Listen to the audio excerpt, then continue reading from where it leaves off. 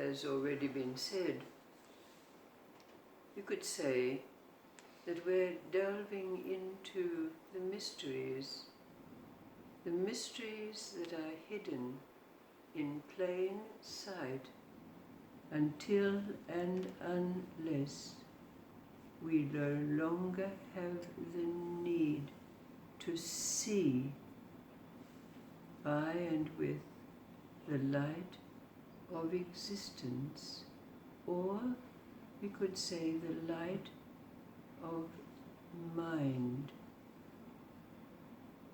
Last week when we were together, it was spoken of that there are those persuasions, those faiths that state that we cannot attain liberation until we give up, relinquish our body, our mind, and our soul. But the question has arisen, what is the difference between giving up or relinquishing our immortal soul and having it taken away from us? As most of us have no doubt experienced, that we've met those beings that seem to have no spirit, no soul, like those walking dead that we hear about in the concentration camps of old. What is the difference between giving up and relinquishing our immortal soul and having it taken away from us? There are several Sufi stories. The first is about a great Sufi teacher called Hunami. Hunami was renowned far and wide for the high teachings that he gave, teaching that one should only acknowledge and worship the nameless and the formless God, the friend, the beloved, so called by many Sufis. But one day, this great Sufi teacher announced to all his followers that he was no longer going to teach according to tradition, but he was going to worship in the temple of Mother Kali. Now all his followers were aghast after their great teacher teaching these the highest of all messages, now going to worship an idol. And so all of them left him, deserted him, thinking that he'd lost his mind, except one young man who followed him where he went.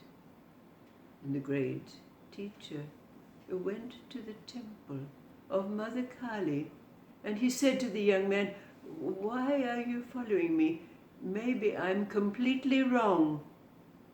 But the young man continued to stay with his master. Now when the great teacher entered the temple of Mother Kali, he prostrated himself before the idol, overwhelmed with emotion and feeling.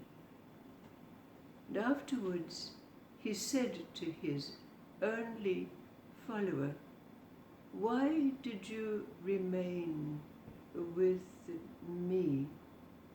And his follower said, "You have taught me the highest teaching of acknowledging and worshipping the nameless and formless God, stating that there is no thing that is not God.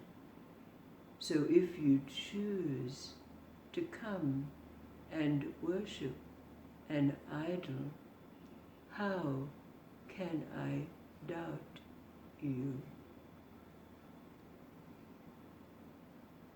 And the second story is about a merchant, a very rich merchant who had an amount of gold, but he had to go on a mission, a trading mission.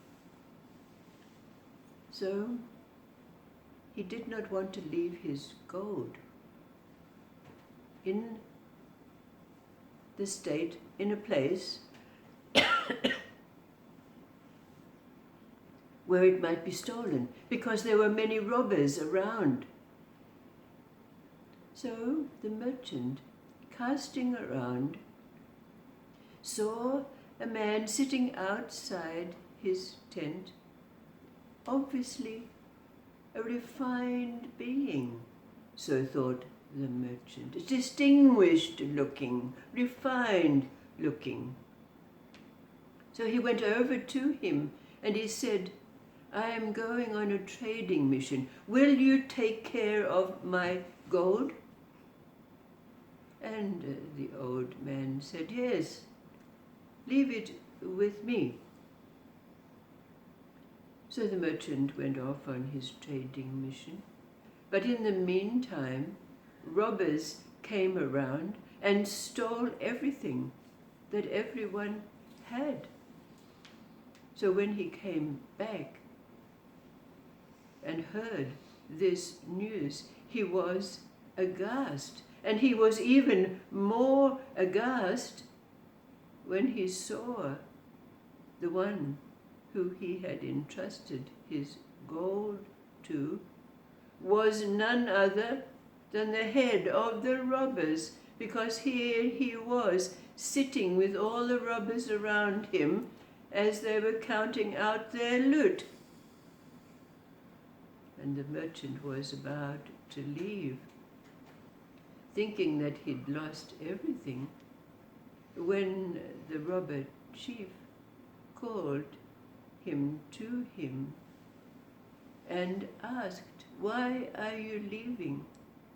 And of course the merchant realized and said, I now realize that the one who I entrusted my gold to was none other than the chief of the robbers.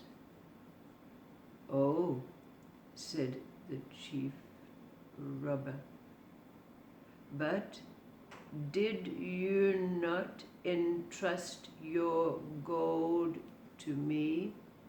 It was not stolen from you. Here, take it. And his gold was returned to him. This robber chief became a great Sufi teacher.